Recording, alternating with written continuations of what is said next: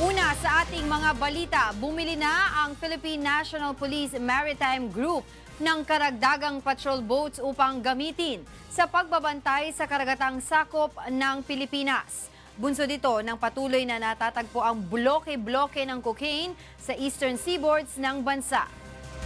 Ito ang balita ni Lea Ilaga.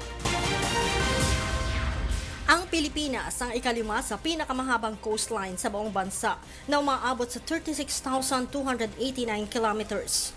Kaya naman, aminado ang PNP Maritime Group na hindi ito madaling bantayan.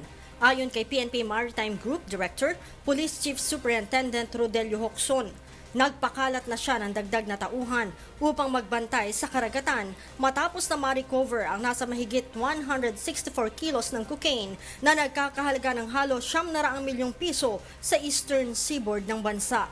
Ang mahigit 164 kilos ng cocaine ay natagpuan sa Dinagat Island, Siargao, Mauban, Quezon, Davao Oriental, Surigao del Sur at Dingalan, Aurora simula pa noong February 10. Yung mga tao natin, in-alert na rin namin yung dating katulad ng Bicol, ng Ilocos area, yung mga areas na meron tayong napulot na in-alert na rin namin lahat yun kasi hindi natin alam kung diversionary to or whatsoever. So, yung buong Pilipinas actually in-alerto natin na magpatrol sa dalampasigan, hindi lang by boat kundi maglakad sila kasi baka naanod at mahirap matanaw kung ikaw ay nasa dagat. So may nagpapatrol sa dagat, may naglalakad tayo.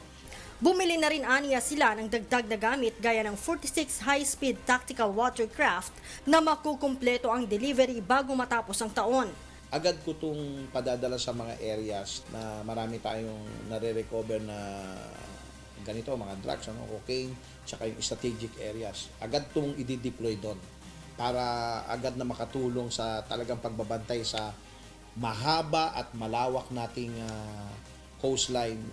Isa tayo sa may porous border. Sinabi ni Hocson, hindi lamang mga kontrabandong nakapapasok sa bansa ang kanilang binabantayan, kundi maging ang mga terorista sa Mindanao at ang pangangalaga sa marine biodiversity sa karagatang sakop ng Pilipinas. Kaya't panawagan ni Hocson sa mga residente makipagtulungan sa mga otoridad sa anumang mapapansing kahina-hinalang aktibidad sa mga baybaying sakop ng Pilipinas. Lea Ilagan, UNTV, News and Rescue, Campo Crame.